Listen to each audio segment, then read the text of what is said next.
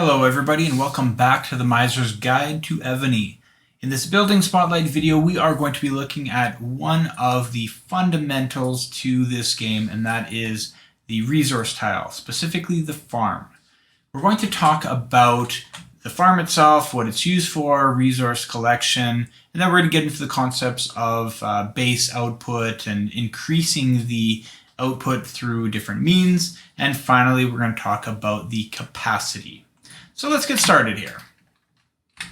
All right, so first off, let's just talk about what the farm is.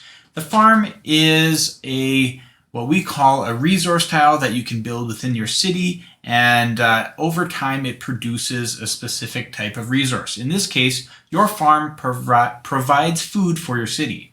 It says here in the text that you should upgrade your farm to produce food. It's not the only way to produce more food, but it is probably the most impactful. So increasing the level of the resource tiles, such as the farm, will greatly have an impact on the production that is being done on that resource tile. So you can see here, this is a level 31 farm. It has a base output, that's the white text here, of 41,500. Don't worry about the rest for now. The level 35 farm, on the other hand, is 48,500. That's per hour. And that's just the base output. That's just what is being produced without any other effect that is being considered. There are ways to increase the output, not the base output, but to increase the output overall of your resource tiles. And that is represented in the green text here. So you can see that there's a pretty substantial impact that I have based off of all these other things that are coming together to make a greater resource production.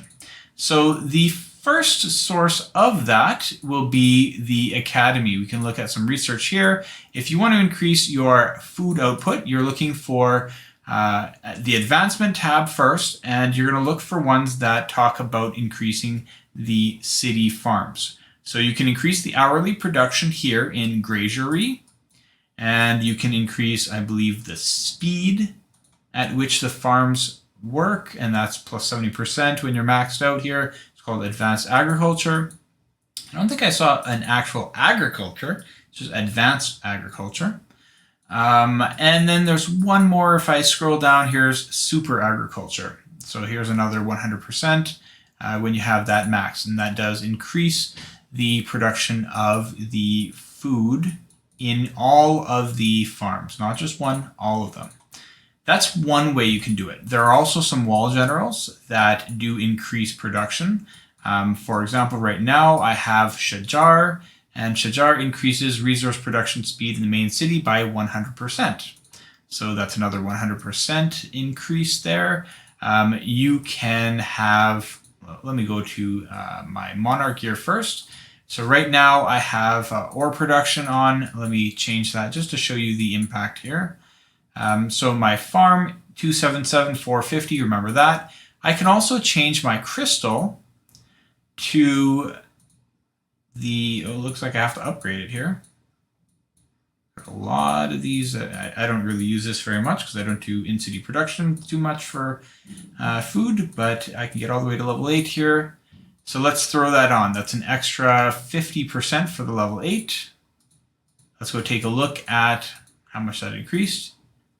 And it increased actually quite a bit for that individual tile. So that is another way to do it. And finally, we get to the city buffs. So you can put a city buff on here. It says production boost, and I can throw that on there. But I prefer to do it over here in my keep where everything is organized. You'll see I already have one active right now, and that's a 24-hour farm speed up. I also have this guy here, and not everybody knows this, so I'll just go through this quickly. The 24-hour farm speed up is a 100% increase. The advanced 8-hour farm speed up is a 200% increase, so it's double the effectiveness of the other one, but it only lasts for 8 hours instead of 24, so it's 1/3 the amount of time, which means you have to refresh it 3 times per day as opposed to just 1 time. But if you do have a lot of these, it is worth composing. And that is how you get the advanced ones. You have to go to your speed ups tab. You find your speed ups here, and you click compose. and then you can compose. It takes 3 of the 24 hours to get 1 of the 8 hour. So if you don't have very many like me, I wouldn't bother doing that. I just did it for a demonstration here. But if you have a lot, like I have 99 of these guys, then it is worthwhile to compose. All right, so I have those equipped, and I've talked to you about increasing the speed of production. So now we're going to get on to another topic for farms that is pretty important. And this is really what separates farms from the other resource tiles. Farms produce food. Yes, that's different. But mines produce ore. You have quarries that produce stones. Everything produces something. The difference with farms is they produce a resource that is consumed by your troops. If I look at my rally spot here, you'll see this third line of text here, total upkeep 203.6 million per hour. That means that every hour my troops are eating 203 million worth of food. And that is quite a lot. So the question that a lot of newer players might have is, well, if your troops are eating so much food, then how is it that you could possibly have enough food to build or to do anything? And for that, I would recommend you watch the Building Spotlight video on Warehouse, where I talk about troop upkeep and I go through some ways to increase your troop upkeep. But I'm not going to talk about that here because we're talking about farm and production rather than upkeep. Okay, let's move on to resource collection. So what you probably saw as I was going through the video, and I'm probably doing it instinctively, I noticed that I don't have any bubbles on top. But when a resource tile like the farm is ready to be collected, meaning that there's something to actually collect, there will be an icon and in a little bubble that appears above the actual resource tile. I could click on these individually when they do pop up and collect the resources. Tap, tap, tap. People like to do that. But it's not very time efficient, and it's kind of satisfying to press all those things, but you're wasting a lot of time to do it.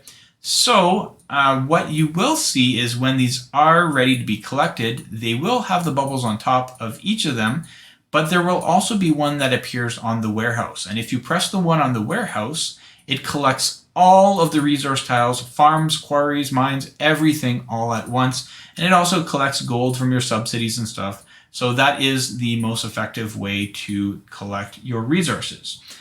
Something else to note about these uncollected resources. So I've talked about in other videos the protected resources. Like if you look at the warehouse video, we have food protected, lumber protected, and so on.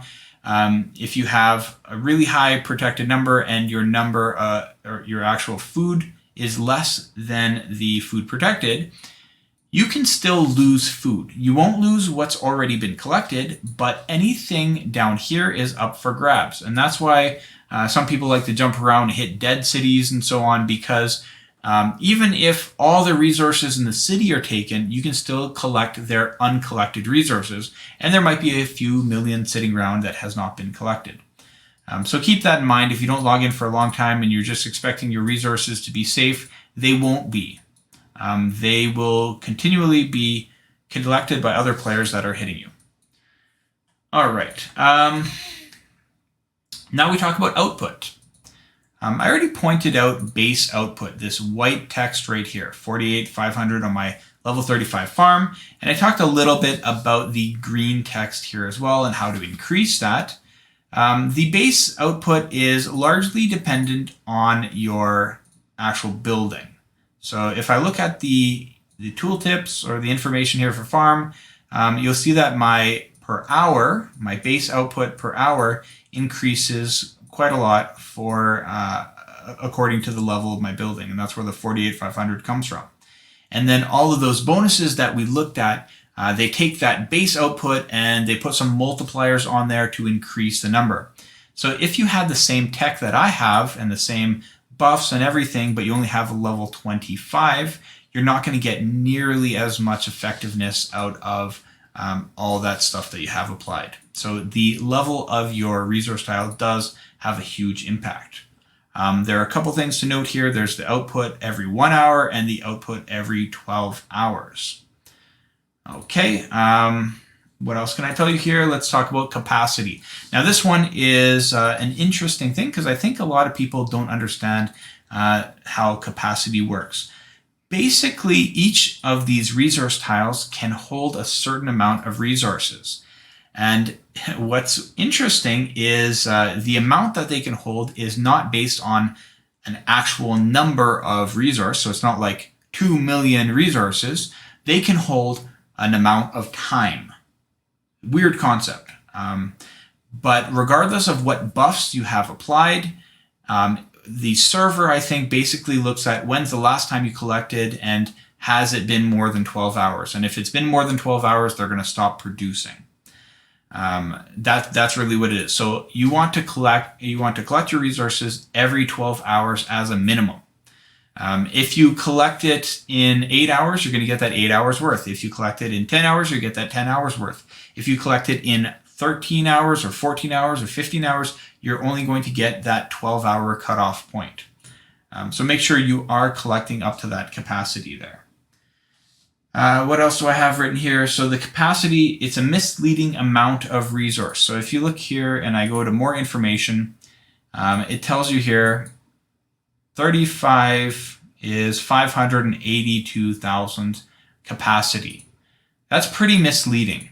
And I can promise you that that is not right because look, it's only been a few minutes and some of these ones are at 40,000. So if I could only collect, what is it, 500,000, then I would have to click it like every 15 minutes or I would be capped off, right? It doesn't make sense. So trust me, it goes by time. So you want to click once every 12 hours as a minimum, but you know, I mean, if you're pretty active in this game, you won't have any problems with that.